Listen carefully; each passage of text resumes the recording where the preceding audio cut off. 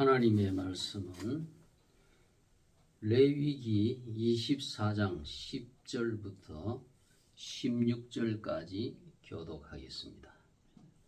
이스라엘 여인의 아들이요 그 아비는 애굽 사람 된 자가 이스라엘 자손 중에 나가서 한 이스라엘 사람과 진중에서 싸우다가 그 이스라엘 여인의 아들이 여호와의 이름을 모독하며 저주함으로 무리가 뿔고 모세에게로 가니라. 그의 어머니의 이름은 슬로미시요 단 지파 디브리의 딸이었더라. 그들이 그를 가두고 여호와의 명령을 기다리더니 여호와께서 모세에게 말씀하여 이르시되 저주한 사람을 진 밖에 끌어내어 그 말을 들은 모든 자로 그 머리에 안수하게 하고 온 회중이 돌로 그를 칠지니라. 너는 이스라엘 자손에게 말하여 이르라. 누구든지 그의 하나님을 저주하면 죄를 담당할 것이요 여호와의 이름을 회방하면 그를 반드시 죽일지니 온 회중이 돌로 그를 칠 것이라. 외국인이든지 본토인이든지 여호와의 이름을 회방하면 그를 죽일지니라. 아멘. 다시 한번 기도하겠습니다. 하나님 아버지, 오늘은 2025년 10월 19일 10월 셋째 주일을 맞이했습니다. 오늘날까지 저희들을 여전히 주의 품에 안전히 보호하시고 변함없이 성삼위일체 여호와 하나님 앞에 경배와 찬양을 드릴 수 있도록 하심을 감사합니다. 이 시간에도 심히도 부족하고 연약한 종을 복음의 강단에 세워주셨사오니 주님의 권능의 오른 장중에 붙드셔서 하나님께서 이 시대에 나타내시고자 하시는 하나님의 거룩하신 뜻을 밝히기에 부족함이 없게 하여 주옵소서. 시종을 주께 부탁드리며 예수 그리스도의 이름으로 기도하옵나이다. 아멘.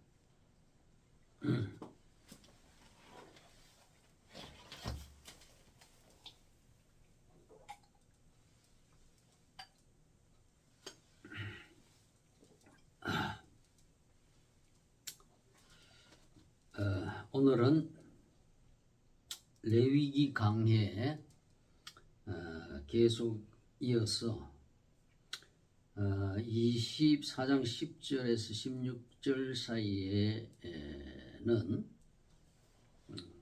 하나님의 이름을 저주하거나 또 모독한 그러한 죄인에 대한 처벌 규례를 말씀하고 있는 본문을 근거로 해서 신성 모독죄를 주의하라, 그런 제목으로 함께 은혜를 나누고자 합니다. 본문의 말씀에는 하나님의 이름에 대한 불경죄, 즉 신성 모독죄에 대한 처벌 규례를 말씀하고 있습니다. 그 내용을 보면은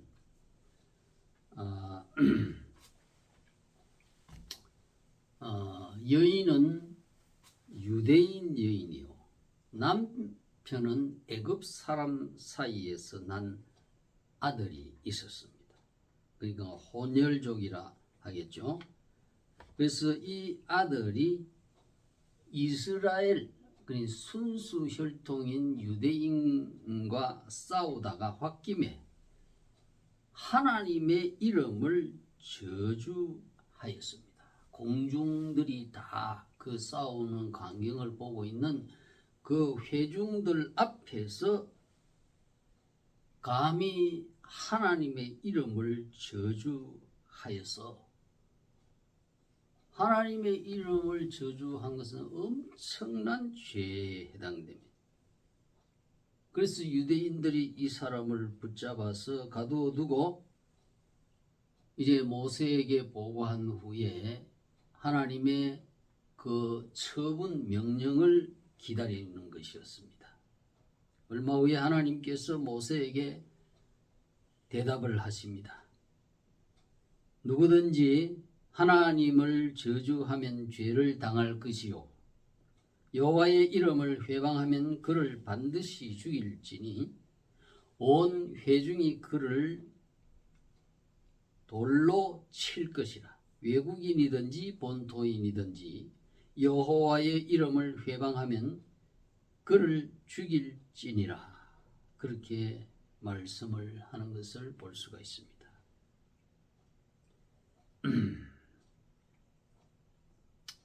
이 하나님을 회방한다. 여호와의 이름을 회방한다. 그러니 여호와는 바로 하나님의 이름이죠. 그런데 이 거룩하신 여호와라고 하는 분은 세상 만물을 창조하신 창조주요, 섭리자요, 세상 만물을 공급하고 계신 그러한 조물주입니다. 사람이 자기를 낳은 부모를 저주해도 하나님은 죽이라고 했습니다. 하물며 만물의 창조주요, 공급자요, 섭리자이신 하나님, 나의 생명까지도 주관하고 계시는 하나님이세요. 그래서 이러한 거룩하시고 초월자이신 하나님의 이름을 이렇게 회방했다. 회방이라고 하는 이 원어는, 히브리 원어는 나카브라고 해서 뚫다, 찌르다, 관통하다, 모독하다, 브라스페미, 이러한 뜻입니다. 그러니까 하나님의 이름을 찔렀다 이 말이죠. 그래서 악담을 해서 하나님의 마음을 아주 괴롭히는 것을 말하는 것입니다. 그래서 이것은 어떠한 물건에다가 상처를 내고 구멍을 뚫고 망가뜨리는 이러한 행위를 나타낼 때 이 나카브라고 하는 이 동사가 사용되는 것입니다. 우리가 얼마 전에도 우리 서울에 있는 궁전 돌담에 기와장을 어느 사람, 외국인인가 사람이 막 뜯어내고 하는 것을 봤잖아요. 그래서 그 사람을 구속시키는가 그럴 건데, 고귀한 이 세상에 아주 고귀한 물건에도 이렇게 구멍을 내고 훼손을 시키면 그 사람의 죄를 묻는데, 하물며 고귀한 가운데서도 가장 지존자라고 하죠. 하나님은 지극히 높으시고 고귀한 하나님 여호와의 이름을 이렇게 구멍을 내고 뚫고 저주하고 악담을 했다. 이것이 바로 회방이라는 뜻입니다. 그래서 이것은 피조물인 인간이 감히 여호와를 저주하는 것은 여호와의 그 초월성과 신성함을 모독하는 중죄에 해당되기 때문에 여기 본문의 말씀에는 반드시 죽여라 그랬습니다. 반드시 죽일지니,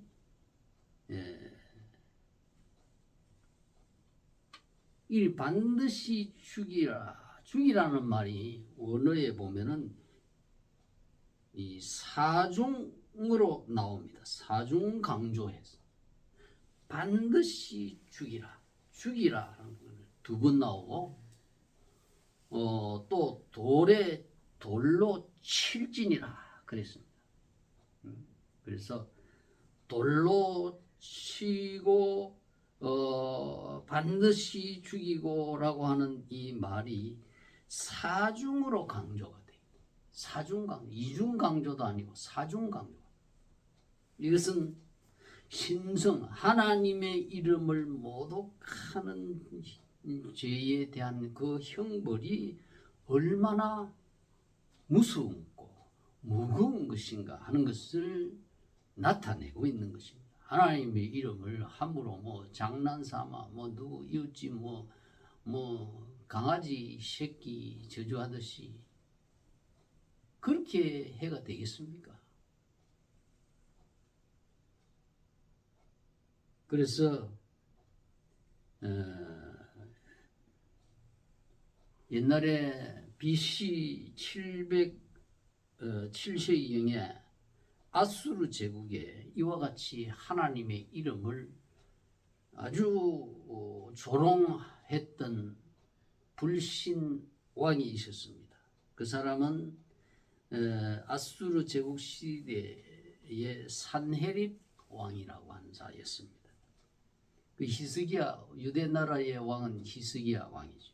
히스기야 왕이 아수르 제국이 이 왕 산헤립이 이스라엘을 이렇게 잡아먹으려고 대군 18만 명을 이끌고 쳐들어왔지 않습니까? 그리고 예루살렘 성을 포위하고 위협을 가할 때에 어떻게 여호와의 이름을 해방했느냐, 모독을 했느냐 하면 그 명을 전달하는 사람에게 이렇게 말했습니다. 히스기야가 너희로 여호와를 신뢰하라 함을 듣지 마라. 여호와께서 우리를 건지시리라 하여도 듣지 마라.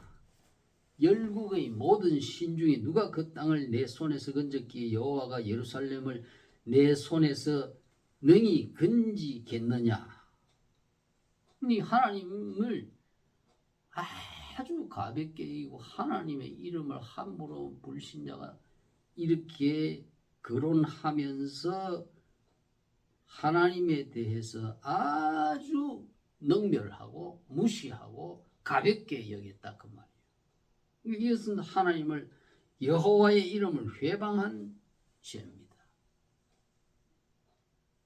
그래서 히스기야 왕이 하나님 앞에 이와 같은 산헤립에 저주하고 모독하는 말을 그거를 듣고 하나님 앞에 눈물을 흘리면서 기도를 했잖아요. 그래서 하나님께서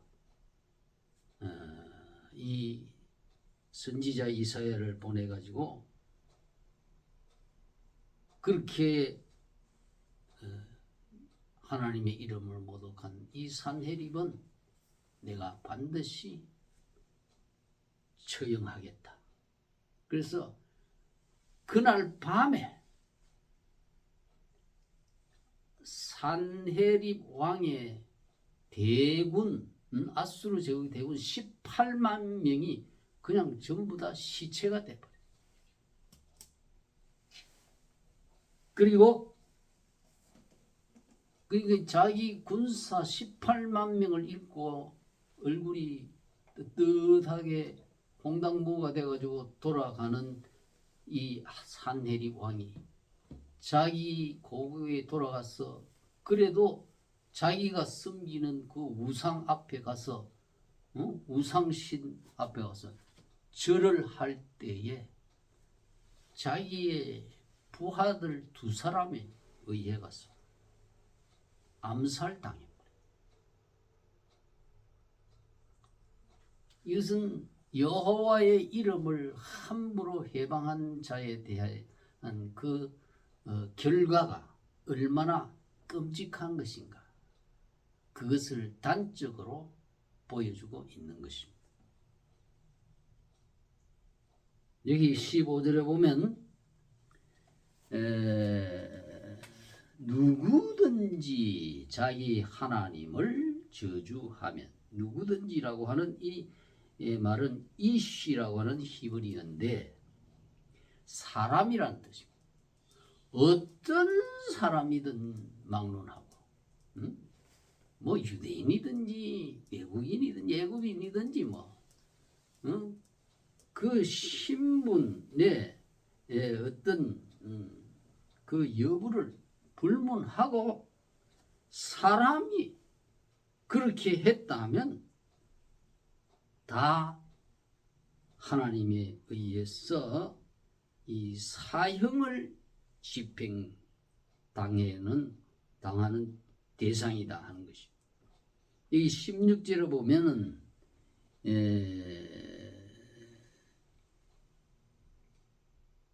저주,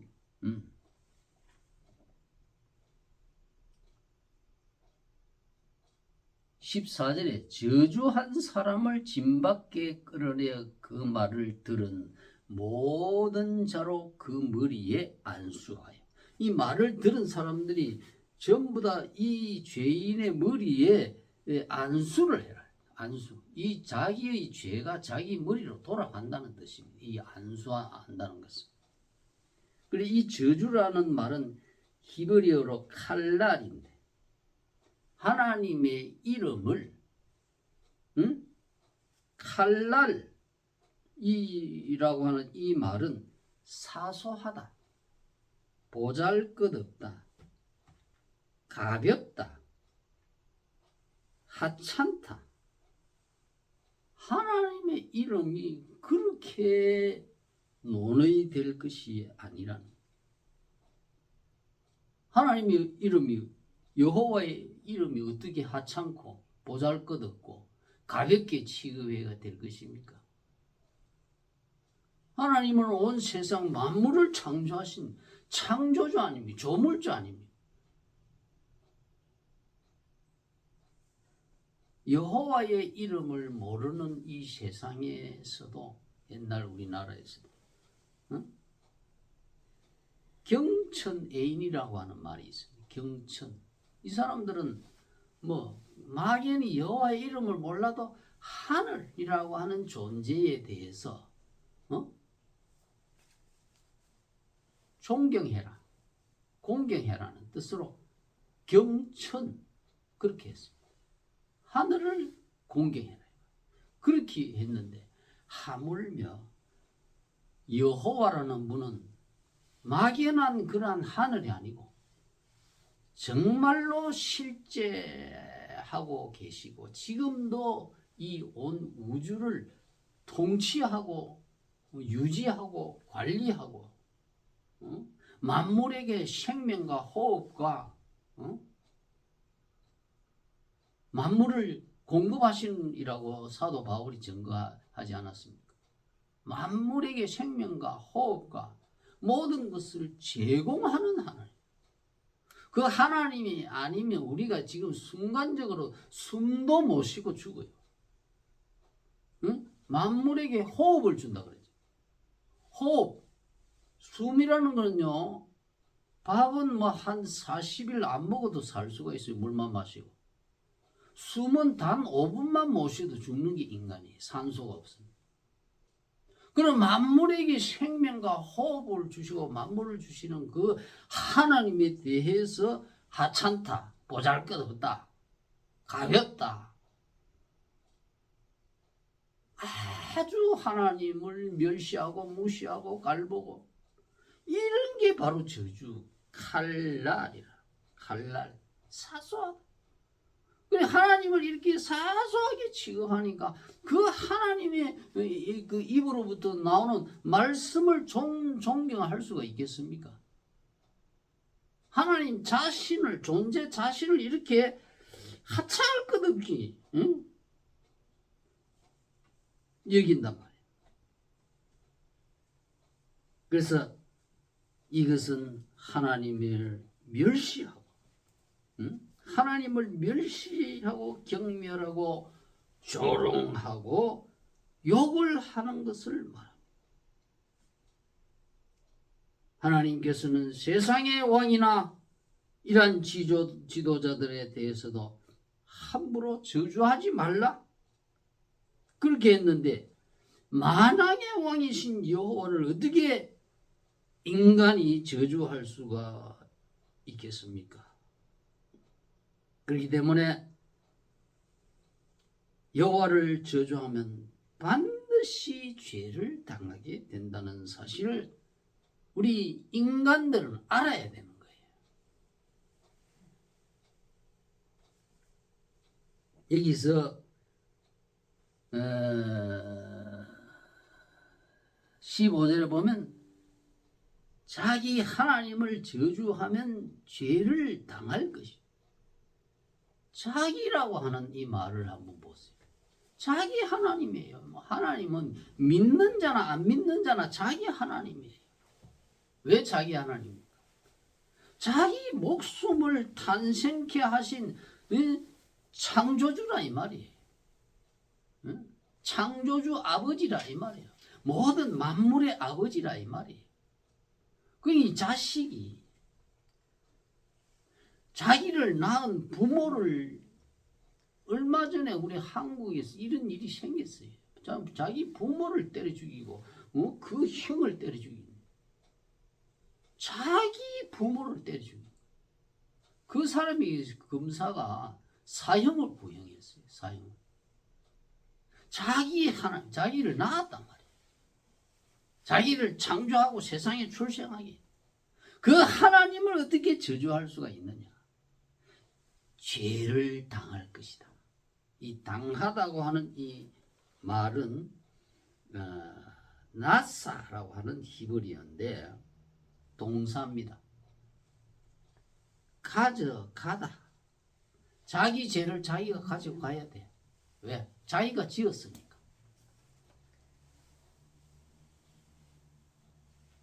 그렇기 때문에 그 죄에 상응한 형벌을 자기가 감당해야 된다 이 말이에요. 다른 사람에게 그건 대신할 수가 없는 거예요. 그렇기 때문에 오늘 이 말씀을 통해서 우리가 오늘 두 가지로 생각을 교훈을 받고자 합니다. 첫째는 뭐냐면 하나님의 율법을 어기고 비신앙적인 결혼을 하는 것은 불행한 결과를 초래하기 쉽다. 이걸 항상 명심해요. 그러니까 이스라엘 여인으로서 하나님을 믿는 여인인데 믿지 않는 애굽 사람과 결혼을 했다. 그러니까 이것이 역사적인 사실이니까 여기 보면 슬로밋이라고 하는 여인이 아주 상세하게 그 정보가 나타나 있습니다. 그 이름은 슬로밋이요 단지파 디브리의 딸이었더라. 이거는 허구라는 게 아니네. 단지파 이스라엘 12지파의 단지파 중에 디브리라고 하는 사람의 딸이었다. 그러니까 이 자녀를 신앙교육을 잘 해야 되는 거예요. 잘 해야 되지. 신앙교육을 잘 안 시키니까 이렇게 불신자하고 불신 우상 숭배자하고 결혼을 그냥 눈에 보인 대로 육신의 안목에 드는 대로 신앙은 보지도 않고 그렇게 결혼한 결과 거기에서 그 불신 아비로부터 무엇을 들었겠습니까? 그 불신 남편과 결혼하는 그 의미로부터 무엇을 배웠겠습니까? 그러니까 그 자식이 나아가서 이스라엘을 아주 증오하고 이스라엘 사람들과 싸우고 말다툼 하다가 싸우고 그 결과 그 이스라엘의 하나님까지 저주하는 데까지 비화가 돼버린 거예요. 그러니까 그 결과 자기 목숨은 죽어도 보통 그냥 죽는 게 아니에요. 온 백성의 돌에 맞아서 이렇게 비참한 종말을 구해요.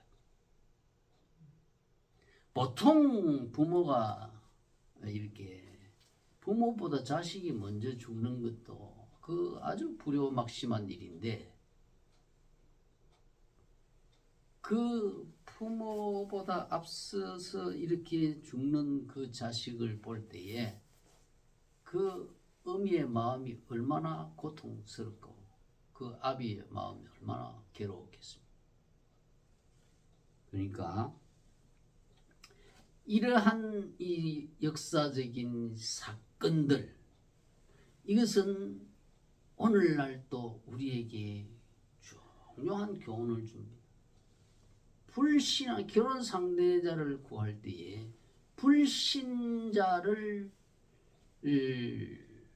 선택하면 안 된다.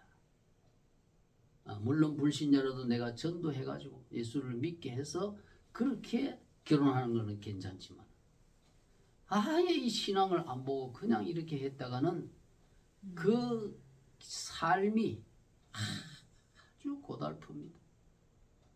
일평생 동안 짱믿음이 돼가지고 쩔름발이 가정이 돼가지고 신앙을 가진 부인은 교회 나가는데 남편은 교회 안 나가니까 뭐 어디 일요일인데 어디 가자 했는데 또 교회 나간다고 안 가니까 티격태격 싸움이 다툼이 나겠죠. 그게 막 평생을 그렇게 고생을 하는 걸 나는 봤습니다. 아주 그만한 대가를 치르게 되는 거예요. 평생을. 그렇기 때문에 하나님의 말씀을 어기고 육신의 정욕대로 돈만 바라보고 이런 어떤 육체적인 조건만, 키가 크니 인물이 좋니, 그런 것만 바라보고 결혼을 하게 되면은 평생을 고생하는 거예요. 그 여자는 죽을 고생을 합니다. 그러니까 이러한 하나님의 말씀에 불신 결혼 절대적으로 하지 마라. 그런 교훈을 주고 있습니다. 그런데 두 번째로는 하나님은 저주의 대상이 아니라 인간이 가장 사랑해야 할 대상이다. 어찌 하나님을 저주의 내 대상으로 생각하는 그러한 자체가 잘못된 거예요. 예수님께서 하나님에 대해서 어떻게 말씀하셨습니까? 예수님의 말씀에 귀를 기울여 보세요. 어떤 바리새인 율법사가 예수님을 아주 공경에 빠뜨리기 위해서 이렇게 시험적인 질문을 합니다. 선생님이여, 율법 중에 어느 계명이 더 크니까? 이렇게 아주 예수님을 아주 흠과 책을 잡기 위해서 이렇게 질문했어요. 그때 예수님의 답변이 너희 마음을 다하고 목숨을 다하고 뜻을 다하여 주 너의 하나님을 사랑하라 하셨으니 이것이 크고 첫째 되는 계명이요, 둘째는 그와 같으니 너희 이웃을 내 몸과 같이 사랑하라 하셨으니 이 두 계명이 온 율법과 선지자의 강령이니라. 그 당시 십계명이 있었잖아요. 율법 중에 대표적인 율법 십계명이 있었는데, 십계명은 뭐 이렇게 여호와 첫 번째 나오잖아요. 1계명부터 4계명까지 이 여호와 외에 다른 신을 섬기지 말라, 다른 신에게 절하지 말라, 우상 숭배하지 말라, 안식일을 지켜 거룩히 해라. 이는 여호와 하나님에게 한 하나님을 사랑하라는 그런 계명이에요. 하나님의 존재가 어떠한 분이다. 그래 우리 인간은 하나님의 은택을 입고 세상에 나오고 하나님의 은택을 입으면서 살아가고 있고 먹고 살고 있는데 하나님을 사랑하지 아니할 수가 없는 거예요. 인간의 첫째 본분이다 이 말이에요. 그것이 십계명 안에 있으면 이것은 예수님의 이 두 세계명은 십계명을 요약한 거예요. 첫째는 그 1계명에서부터 4계명까지는 그 하나님 사랑이에요. 그 다음에 5계명부터 6계명까지는 너희 이웃 사람을 너희 몸과 같이 사랑해라. 그 말씀. 그러니까 이 십계명 전체를 한마디 교훈으로 말한다면 사랑해라. 그 말. 하나님을 사랑하고 인간을 사랑하고 수직적으로 하나님을 사랑하고 우리 십자가를 형상을 볼 때에 두 나무가 있지 않습니까? 하나는 수직이요 하나는 수평이에요. 하나님을 먼저 사랑하고 그 다음에는 수평관계인 대인관계에 인간 사랑이 있어야 된다 이 말이에요. 이것이 모든 율법의 대강령이니라. 이 강령이라는 말은 헬라 원어로 크레만님이라고 하는 동사입니다. 이 크레만님이는 무슨 뜻이냐 하면 매 달다, 걸다, 행거 그런 뜻입니다. 그러니까 이 강령이라고 하는 모든 율법의 강령이라 했으니까 모든 율법을 여기에다가 다 매 달았다 그런 뜻이에요. 의존성 비유법으로 쓰여졌습니다. 그래서 모든 계명이 다 있다 할지라도 이 사랑이라고 하는 이 계명에 다 걸려 있다. 그 못이란 말이에요. 벽에 딱 못을 딱 쳐놨어. 그럼 그 못에다가 모든 계명이 다 거기에 걸려 있는 거예요. 여기에 사랑이에요. 사랑에 다 포함되어 있다 이 말이에요. 그래서 사도 바울은 간음하지 말라, 살인하지 말라, 도둑질하지 말라, 탐내지 말라 한 것과 그 외에 다른 계명이 있을지라도 내 이웃을 내 자신과 같이 사랑하라 하신 그 말씀 가운데 다 들었느니라. 이게 바로 이 강령이래. 사랑이라고 하는 이 계명에 다 그 안에 포함되어 있다. 그러니까 기본적으로 우리가 하나님을 일일이 율법을 우리가 다 완벽하게 못 지켜도 기본적으로 하나님을 사랑하는 마음 저와 여러분에게 변함없이 있게 되기를 축원합니다.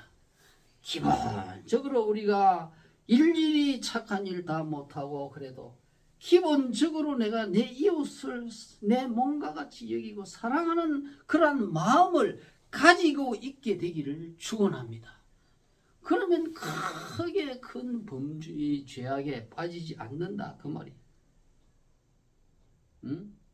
갈라디아서에도 사도 바울은 말하기를 온 율법은 너희 이웃 사랑하기를 내 몸같이 하라 하신 한 말씀에 이루었나니 이 사랑이라는 한 말씀 한 단어 안에 모든 계명이 다 있다 그 말이에요.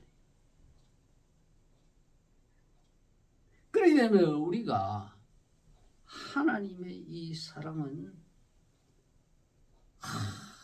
얼마나 큰지 왜 첫 번째로 하나님을 사랑하라고 하셨는지 우리는 성경을 통해서 그 이유를 알 수가 있습니다.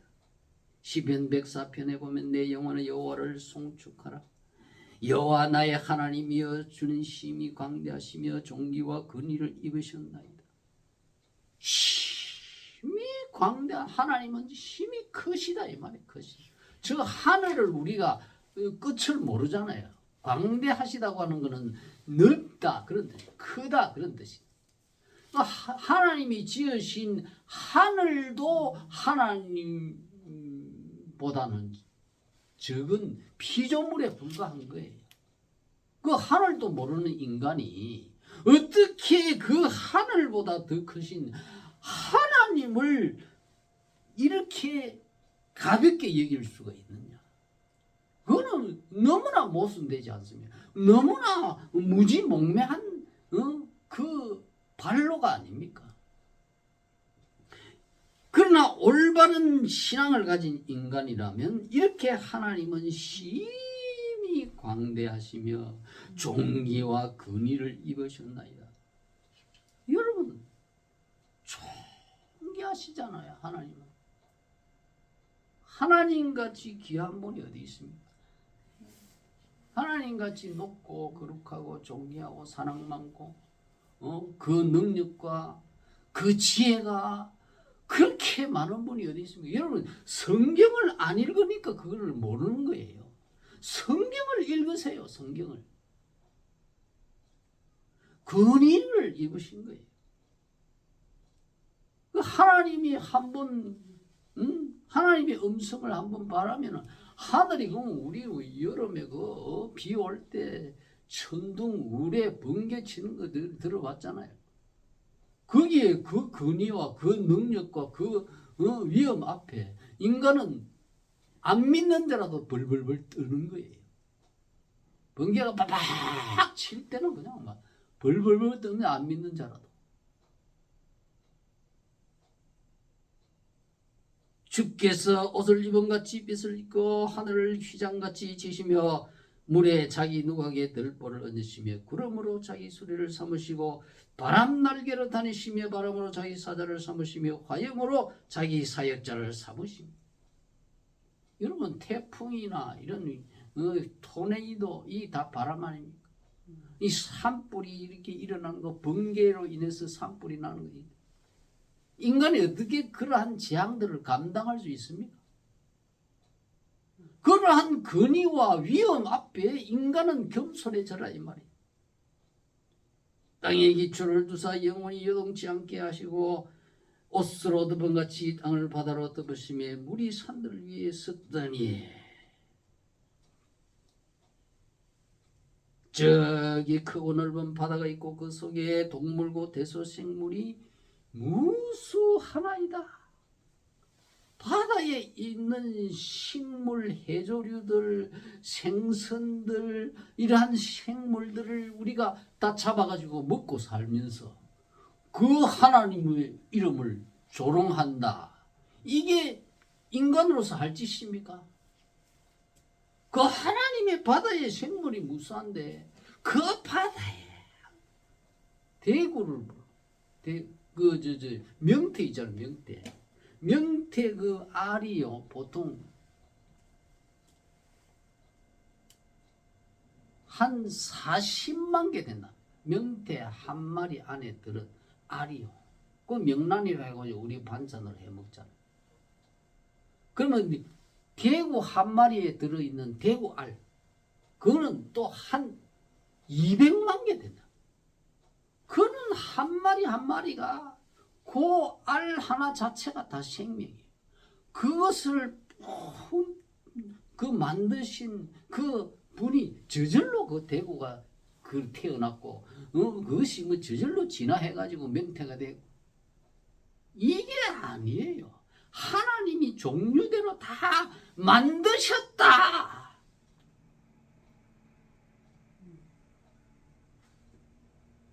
나는 그걸 보고요. 얼마나 하나님이 그 바다의 풍부가 거기 바다가 있다는 건 바다의 그 안에 모든 미역이나 다시마나 조개나 뭐런 새우 같은 이런 거 새우 안 들어간 그 김장이 있습니까? 그걸 다 받아 먹고 혜택을 잊고 살면서 하나님을 알려고 하지도 않고 하나님 그 존재에 대해서 무시하고 이러면 안 된다는 거예요. 인간의 마땅한 도리라는 거예요. 제일 큰 본분이 하나님을 인정하고 섬기고 존경하고 사랑하는 것. 이게 하나님이 자연 만물을 통해서도 이렇게 보여주고 있는 것이 하나님의 사랑이에요. 햇빛을 하나님 무슨 돈을 전기세를 받고 줍니까? 하나님이 뭐 공기를 산소를 줄 때 네 산소 오늘 얼마를 마셨으니 산소값 내라. 그렇게 해가 주십니까? 얼마나 하나님 자비로운 분이에요. 얼마나 사랑이 크신 분이에요. 무료로 그냥 주시는 거예요. 이렇게 자연을 만물을 통해서 하나님이 이런 사랑을 우리에게 매일 공급하시지만은 그러나 그 무엇보다도 우리의 육신의 생명의 그 재료를 공급하시는 것 외에 가장 중요한 것이 우리 영혼의 구원을 위해서 하나님이 이 베푸신 하나님의 이 구속의 방법으로 보내신 메시아 하나님의 외아들 자기의 하나밖에 없는 외아들을 우리에게 내어 보내주신 거예요. 요한일서 4장 7절 이하에 보면 사랑하는 자들을 우리가 서로 사랑하자. 사랑은 하나님께 속한 것이니 사랑하는 자마다 하나님께서는 하나님을 알고 사랑하지 아니하는 자는 하나님을 알지 못하나니 이는 하나님은 사랑이심이라. 하나님의 사랑이 우리에게 이렇게 나타난 바 되었는데 하나님이 자기의 외아들을 세상에 보내심은 저로 말미암아 우리를 살리려 하심이니라. 사랑은 여기 있으니 우리가 하나님을 사랑한 것이 아니요 오직 하나님이 우리를 사랑하사 우리 죄를 위하여 화목제로 그 아들을 보내셨음이니라. 하나님이 우리 인간의 육신만 사랑한 게 아니고 우리의 영혼을 이제 살려서 영원한 생명을 주시기 위해서 자기의 외아들 예수님을 세상에 출생해가지고 33세까지 키워서 이렇게 십자가에 우리 죄 대신 형벌을 받아서 그를 믿는 자를 용서해주는 요게 대속이라고 합니다. 내 대신 죄를 담당하신 그 제사를 대속 제사라고 합니다. 그러니까 그 하나님과 우리 사이의 죄로 인해서 그 원수가 된 관계를 사랑의 관계, 평화의 관계로 만들어 주시려고 화목제물, 평화의 화목제물로 보내신 분이 바로 하나님이고 그 화목제물이 예수님이라 이 말이에요. 그랬기 때문에 하나님은 저주의 대상이 아니라 하나님은 만물을 우리에게 공급하시고 햇빛과 호흡과 산소를 우리에게 공급하시고 모든 동식물의 아름다움을 공급하시고 우리의 영원 가장 근본적인 생명 영혼의 생명을 구원하기 위해서 독생자까지 아끼지 않고 우리에게 보내죠. 그를 믿으면 천국까지 약속하시고 이러한 분이 하나님이에요. 하나님 여호와의 이름이에요. 그래 이 하나님 어떻게 저주할 수 있어요? 저주하는 사람은 바로 마땅히 뭐 생명을 희망하지 않는 자죠. 그러니까 오늘 이 말씀 하나님을 저주하는 자는 완전히 멸망한다. 멸망한다. 그러나 하나님은 저주의 대상이 아니라 존경의 대상이요 섬김의 대상이요 신앙의 대상, 사랑의 대상. 저와 여러분이 가장 세상에 그 무엇보다 여러분이 세상에 그 어떠한 취미를 사랑하고 그 어떠한 대상을 사랑하는 것보다 하나님을 가장 사랑하는 대상으로 삼으시게 되면 영혼도 구원받고 물질적인 이런 문제도 다 복을 받습니다. 이 복이 약속이 있지 않습니까? 하나님을 사랑하는 자, 곧 그 뜻대로 부르심을 입은 자들에게는 모든 것이 합력해서 선을 이룬다. 이게 바로 복이에요. 복을. 합력이라는 것은 하나님을 사랑하게 되면요. 세상의 모든 사건, 사고, 이러한 이 환경 이런 것이 다 그 사람에게 원조가 된다는 거예요. 원조, 도움받는. 하나하나 사건 이런 것들이요. 다 하나님께서 합력해서 그 사람에게 복으로 전화위복되게 해주신다. 할렐루야. 그렇기 때문에 잠언에서도 지혜를 버리지 마라. 그를 지혜를 높이라. 그를 사랑하라. 그가 너를 지키겠다. 너를 질병에서 지키겠고 질병에서 건지겠고 생명의 파멸에서 살리겠어. 이 땅에서 내 생명이 길게 만들어 주겠다. 이게 하나님 사랑하는 자의 약속한 하나님의 계명이에요. 오늘 이 말씀 신성 모독하는 하지 말라. 하나님 이름을 저주하지 말라는 이 말씀을 통해서 우리가 하나님을 사랑하지 않고 하나님 명을 어기고 불신 결혼하는 것이 얼마나 불행한 결과를 초래하며 하나님을 저주하지 않고 하나님을 사랑하는 자에게는 얼마나 하나님의 큰 복을 약속하고 영원한 축복을 예비하고 있다는 이 교훈을 받게 되는 귀한 진리가 되기를 주님의 이름으로 축원합니다.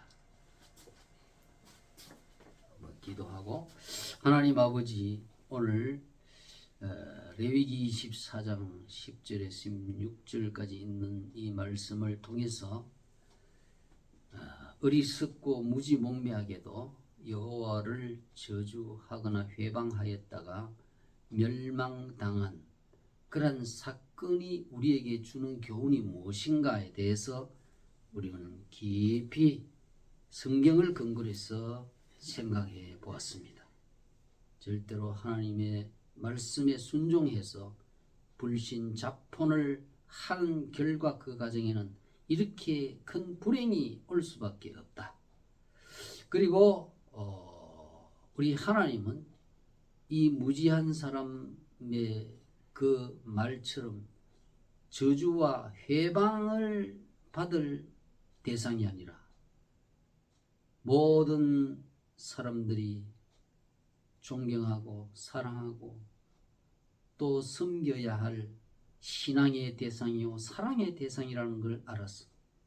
우리가 이때까지는 세상을 사랑하고 세상의 그 모든 것을 사랑하였다면 이제는 그 모든 것보다 하나님을 최우선적으로 사랑하고 그 계명을 사랑하고 그 계명에 따라 이웃을 사랑하는 그런 사랑의 사람으로 변화가 되어서 하나님이 사랑의 계명에 순종하는 자에게 약속하신 복을 자손 만대에 받아 누리는 축복이 있게 하옵소서.